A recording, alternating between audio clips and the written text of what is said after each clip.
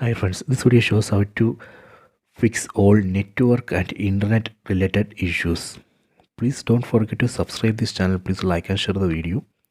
Go to settings, tap on the settings app icon, select general, go down, select transfer or reset iPhone, then select reset. From this list we need to select reset network settings, enter screen lock password, then select reset network settings, tap here.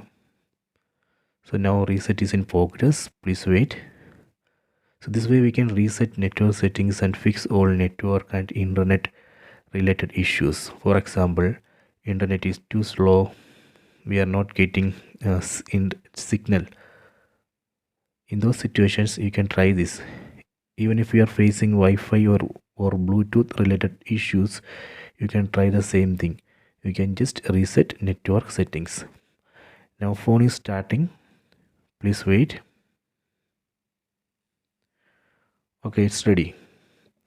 Let me log in. Okay, so this way we can reset network settings and fix all network and internet related issues. I hope you have enjoyed this video. Please check it.